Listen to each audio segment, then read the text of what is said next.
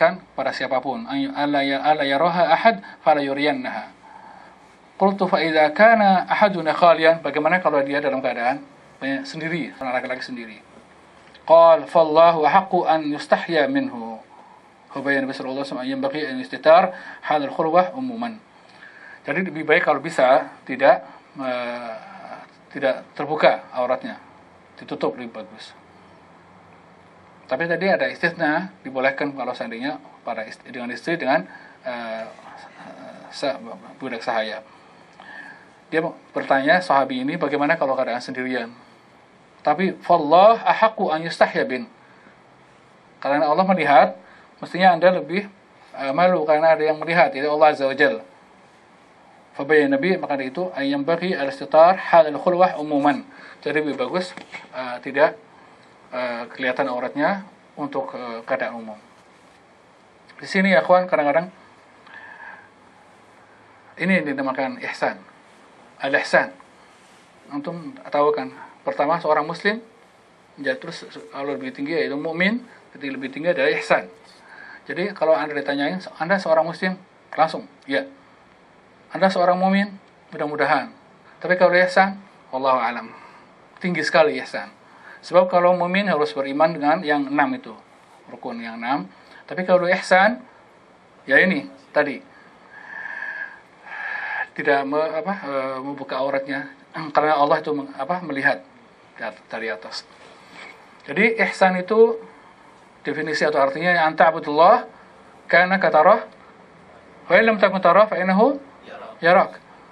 Jadi Anda menyembahlah atau mengabdi kepada Allah seakan-akan Anda itu melihat Allah. Coba seorang kalau melihat Allah di depan kita di depan raja atau presiden aja malu kan, harus betul-betul menjaga pakaiannya dan sujudnya dan rukuknya kalau beribadah. Bagaimana kalau Allah kita bisa melihatnya?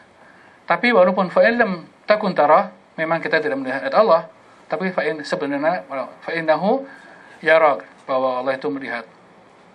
Itu ihsan, derajat ihsan. Jadi seorang di kamar mandi, ya, mungkin buka baju. Karena bukan satu kesalahan, bukan satu kriminal atau dosa.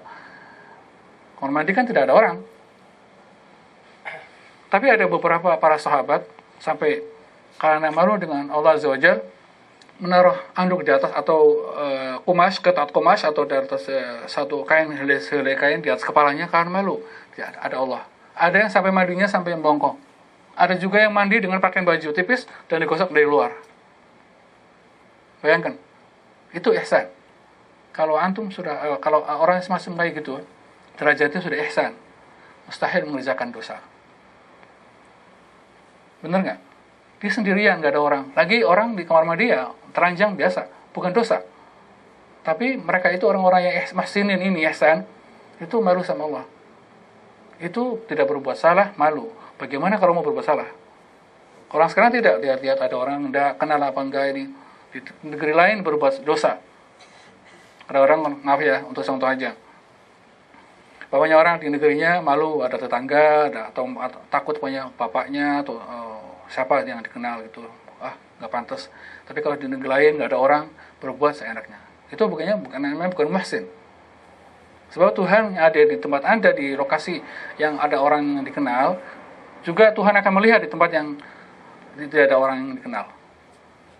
Maka itu ada juga, ini kembali lagi seperti apa? Itu mengenai makan, tepat. Ada mengenai zaman juga. Orang tidak mengenal Al-Quran kecuali khataman kalau bulan-bulan Ramadan. Atau hari Jumat membaca surat Kahfi, atau orang Indonesia membaca surat Yasin, pokoknya ya. Itu seminggu sekali. Padahal hari Jumat kan ada hari Sabtu, hari Rebo, semuanya hari. Dan juga Ramadan, bukan khataman kalau Ramadan ya. Anda sekarang baca sehari berapa ayat. Maksudnya jangan putus hubungannya, koneksi dengan Allah Azza wa Jalla. Jadi jangan cukup sholat aja kita 5 waktu alhamdulillah di masjid. Ya sudah baik, itu artinya fardunya dikerjakan. Tapi juga untuk mendekatkan kepada Allah Azza wa Jalla supaya kita ini ada tambahan amalan supaya betul-betul kalau membaca Al-Quran dengan tafsirnya, dengan artinya, itu menambahkan iman, menambahkan takwa kepada Allah dan takut. Tidak harus seorang anak itu takut supaya bapaknya tuh marah atau memukul atau melihat atau di keliling dia baik, tapi kalau di tempat jauh nakal. Bukan. Kita pun gitu belajar. Maka itu antum di sini yang banyak yang tempatnya, sini gudangnya ilmu. Betul. Kalau banyak belajar atau alhamdulillah para asatidzah memberi pelajaran-pelajaran untuk bekalnya akan datang untuk pulang ke sana. Antum di sini bukan hanya mencari nafkah, ya itu sudah kewajiban ya. Tapi selain itu kita mencari juga mengenai ilmu. Dan kalau sama ke sana, insya Allah antum jadi asatidzah, mengajar juga, mengajar istri, mengajar tetangga, insya Allah. Tapi perlu sedikit belajar mengenai bahasa Arab, ya, mengenai sedikit mengenai nuzul asbabun nuzul, sebab-sebabnya. Ada yang al-qaid wal 'am, ada yang khusus yang dan umum, dan juga hukum yang baru, menghapus hukum yang lama. Jadi sudah tahu. Kalau itu bisa antum belajar sedikit. Baik. Kembali lagi mungkin keadaan yang lama di sini seperti antum ya kerjanya jauh dari istri, maunya di keluarga, bagaimana? Ini ada pertanyaan semacam gitu. Ya, hukum al-ibtiad an zaujah muddat aktar min sanatin li talab ar-rizq. Bagaimana hukumnya kalau jauh dari istri selama lebih dari 2 tahun? Pertanyaannya, hal yajuz, biasanya kan akadnya kan 2 tahun ya. Ini jadi sedikit 2 tahun. Persis pertanyaannya di tempatnya. هل يجوز للرجل مفارقة زوجته أكثر من 2 علما بأنه في غربة يطلب الرزق وما هي المدة الشرعية في نظركم الذي ينبغي للزوج الرجوع فيها وما يجب عليه في هذه الحالة? Apakah boleh bagi seorang laki-laki menjauhi istrinya lebih dari 2 tahun? Perlu diketahui bahwa dia dalam keadaan di luar negeri, yatlub rizq, untuk mencari nafkah. Kadang-kadang ada yang pergi untuk sendiri saja ya, atau ada yang belajar, ada yang senang-senang sendiri aja.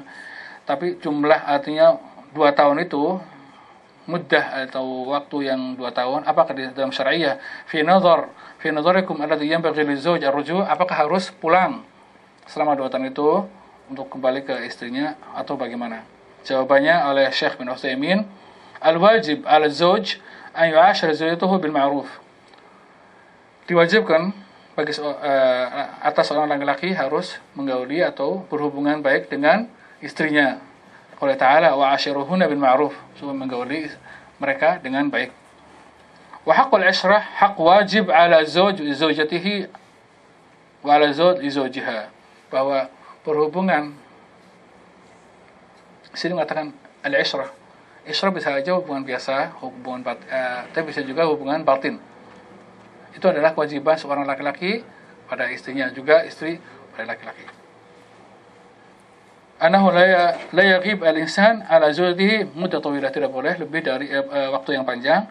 Li'annahu min haqqiha an yatamatta' bi mu'asharati zawjiha, karena wajib bagi seorang istri itu supaya digauli.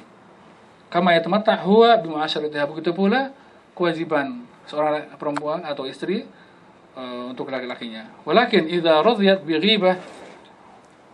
ghibatihi walau muddah tawilah fa inna al-haqq laha.